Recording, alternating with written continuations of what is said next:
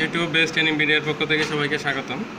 আমি আজকে আপনাদের সাথে আলোচনা করব একটি নতলা বিল্ডিংয়ের হাউস ওয়ারিংয়ের বিভিন্ন ডায়াগ্রাম নিয়ে এবং সেখানে কীভাবে কাজটি করেছে সেটা নিয়ে। তো এখন আপনারা যেটা দেখতে পাচ্ছেন, এখানে কিছু সিম্বল ব্যবহার করা হয়েছে, যে সিম্বলগুলোর সাহায্যে আমরা বুঝতে পারবো যে কোন জায়গায় কী স্থাপন করা আছে। তো দেখেন এখানে এই যে সিম্বলটি, এই সিম্বলটি এখানে এমডিবি মেইন ডিস্ট্রিবিউশন বোর্ড বোঝানো হয়েছে। এরপরে এখানে যে সিম্বলটি রয়েছে এটা এসডিবি সাব ডিস্ট্রিবিউশন বোর্ড। এরপরে এখানে যে সিম্বলটা দেখছেন এটা টিভি ডিস্ট্রিবিউশন বোর্ডে ব্যবহার করা হয়েছে। এরপরে এখানে আরেকটি যেটি এই সিম্বলটি এখানে ব্যবহার করছে ইন্টারকম মেইন জাংশন বোর্ড। এখন যেটা ইন্টারকম এটা হলো আসলে ইন্টারনেটের মানে আসলে টেলিফোন লাইন, কিন্তু যেটা হলো ইনডোরে কথাগুলো বলা যায় এক ফ্ল্যাট থেকে আরেক ফ্ল্যাটে বা টোটাল বেঞ্চে, এটা বাইরে মোবাইলের মতো বা অন্য জায়গায় কল করা যাবে না। এরপরে যেমন দেখেন টিজেবি, এটা এই যে এটা তার সংকেত এইভাবে সিম্বল প্রকাশ করা হয়েছে। এটা টেলিফোন জাংশন বোর্ড। তো টেলিফোন তো আপনারা বোঝেন যে টেলিফোন দিয়ে আমরা মোবাইলের মতো বা মোবাইলও কল করতে পারি, এখানে দেশে বিদেশে সব জায়গায় কথা বলা যাবে, যোগাযোগ করা যাবে।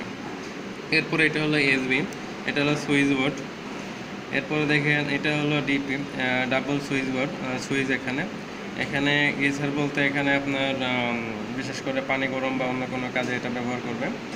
এটা হলো ETL tube light, টিএলের tube light, এটা এখানে ইলেকট্রিক্যাল টিউব লাইট বোঝাচ্ছে। তো তারপরে দেখেন ইএল গ্রাজার ওয়াল লাইট, ওয়ালের সাথে যেটা রয়েছে ইএল ওয়াল লাইট, এখানে অবশ্যই একটা ইমার্জেন্সি দিচ্ছে।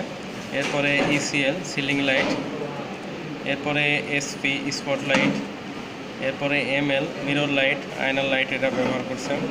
এরপরে জিএল বা এসএল গেট লাইট বা সিকিউরিটি লাইট।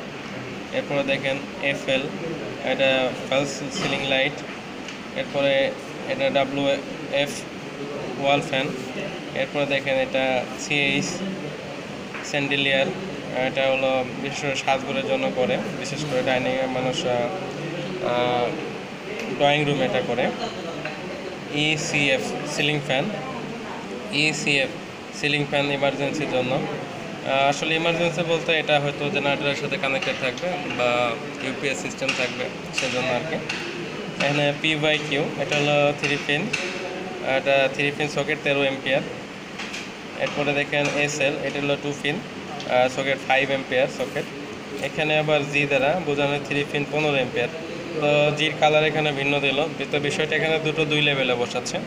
তো একটা দেখেন at strike the level or switch board level, অর্থাৎ আমরা 4 ফিট যে অন্ত করি বুক সোজাসুজি বা এরকম একটা লেভেলে করাচ্ছে।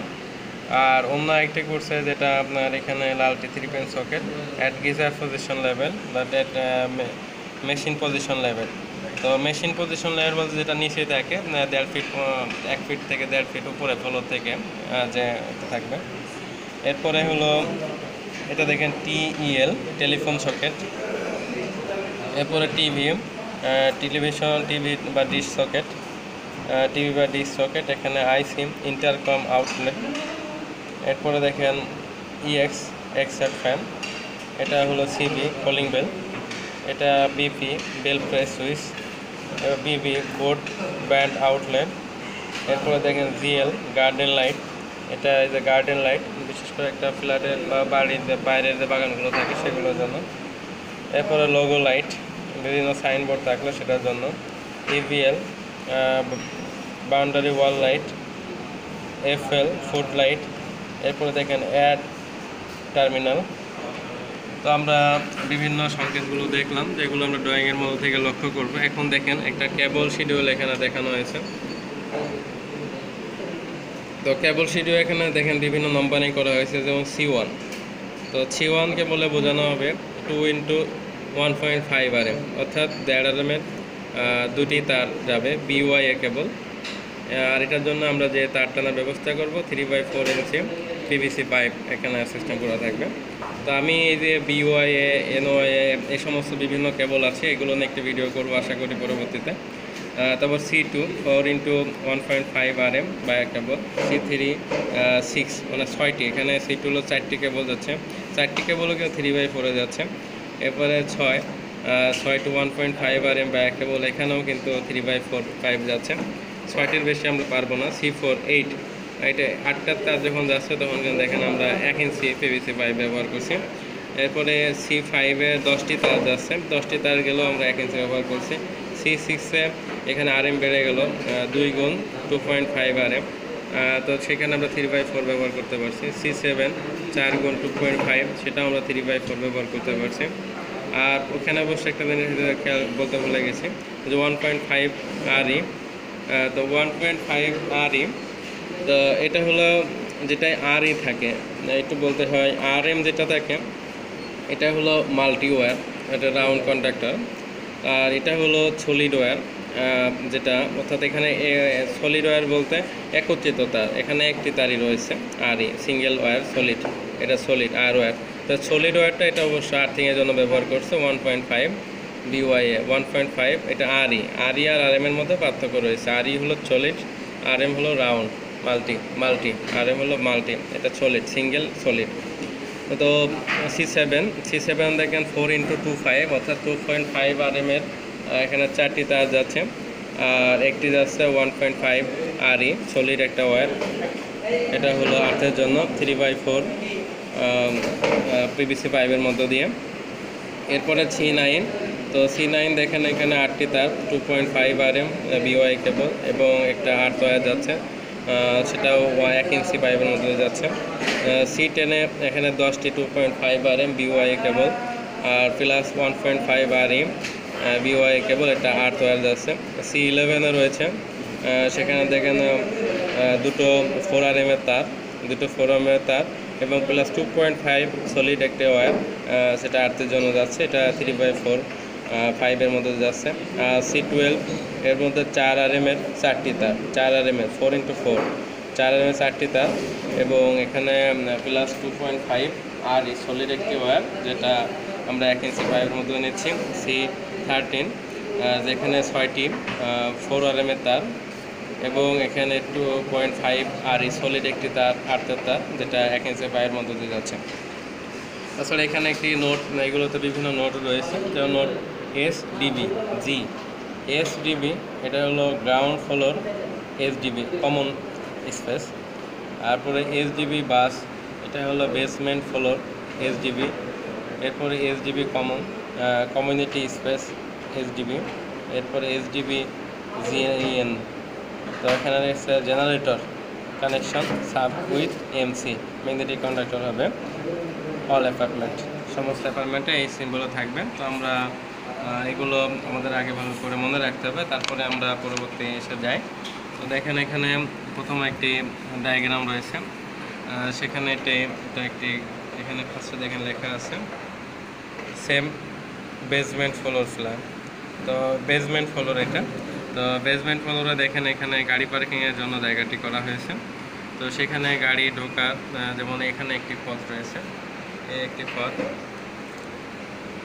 একটি পথ রয়েছে, সেখানে এই যে গাড়িগুলো এখানে এই পাশ দিয়ে এবং এদিকে সারিবদ্ধ করে রাখা যাবে, এবং এখানে আরেকটি পথ রয়েছে যেটা দিয়ে ঢোকা যাবে। তো এখানে দেখেন গাড়ি রাখা ছাড়াও এখানে কিছু বিষয়, যেমন এই জায়গাটা এখানে কিন্তু সিকিউরিটি বা সেখানে কিছু লোক থাকার ব্যবস্থা করা যেতে পারে এই জায়গাগুলোতে। তো এখানে সমস্ত জায়গায় যেমন গাড়িগুলো লাগবে যেখানে, এখানে ফ্যান না দিলেও চলবে, এখানে শুধু লাইটিংয়ের সিস্টেমগুলো দরকার। তো এখানে এই যে ECL লেখা আছে, ECL কয়টা লাইট দিবে সেটা একটা প্ল্যান রাখা হয়েছে। ECL, এখানে হলো ECL, তো এই যে ECL, এখানে ECL, এটা হলো সিঁড়ি, আর এটা হলো লিফটের জায়গা রয়েছে। তো এখানে ECL রয়েছে, এটা একটা স্টোর রুম রয়েছে। তো এই জায়গাগুলোতে আমরা পরবর্তীতে এখানে কীভাবে লাইন টানবো, তো সেটা নিয়ে আমরা দেখছি, যা পরবর্তীতে দেখেন। তো এখন দেখেন এই জায়গাগুলোতে এখান থেকে লাইনটি প্রথমে আসছে, লাইনটা আসার পরে দেখেন এখানে যে লাইনগুলো C3, এখানে কেবল এই যে C3, তো C3-তে আমরা কী কেবল ব্যবহার করছিলাম।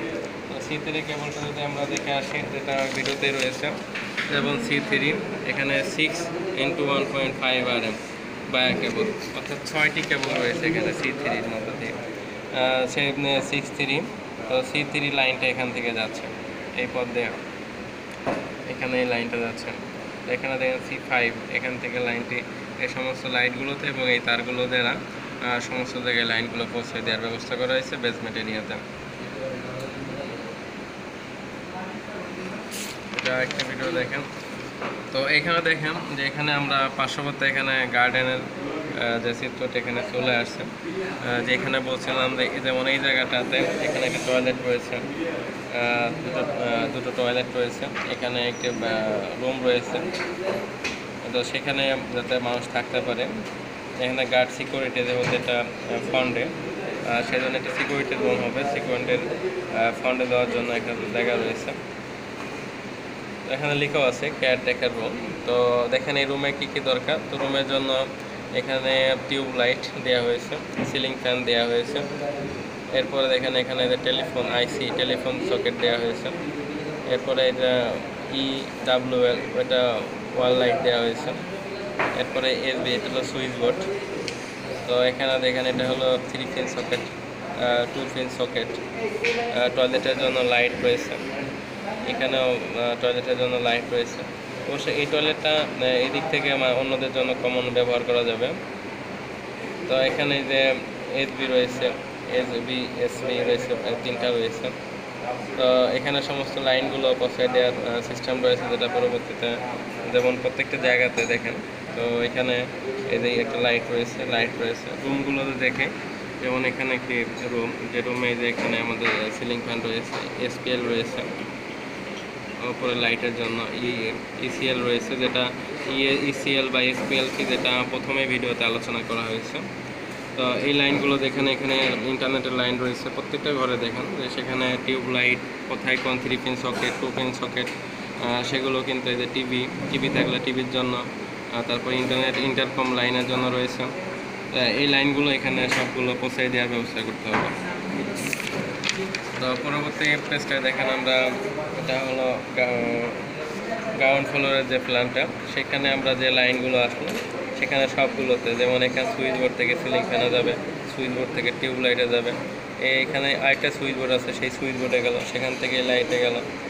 এখান থেকে অবশ্য বাইরে এই যে টয়লেটের এক্সট্রা ফ্যান রয়েছে, যেন বাইরে থেকে বাতাসটা থ্রো করে, এখানে সুইচ থেকে সেই ফ্যানের সুইচটাও থাকলো। এখানে যে সাব ডিস্ট্রিবিউশন বোর্ডটা ছিল, সেখান থেকে এই এখানে একটা সুইচ বোর্ড আছে পাশে, যেহেতু এই টয়লেটটা বাইরে থেকে যাওয়া যাবে, এখানেও একটা দুটো সুইচ অন্তত এখানে রয়েছে।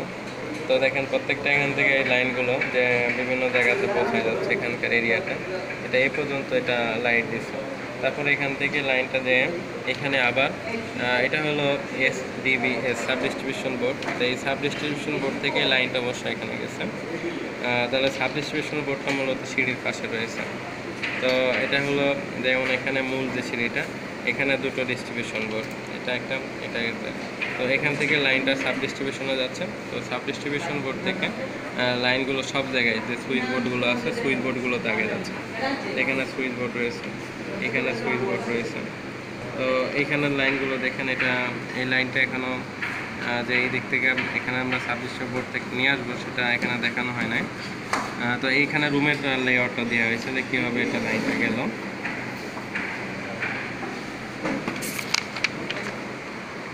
তো এটা ছিল আসলে আমাদের বেসমেন্ট ফ্লোর অথবা গ্রাউন্ড ফ্লোর। তো আশা করি আপনারা বুঝতে পারছেন। তো সবাইকে ভিডিওটি দেখার জন্য ধন্যবাদ। আমার ভিডিও যদি ভালো লাগে আবার চ্যানেলটা সাবস্ক্রাইব করুন, ভিডিওতে লাইক দিন এবং শেয়ার করুন।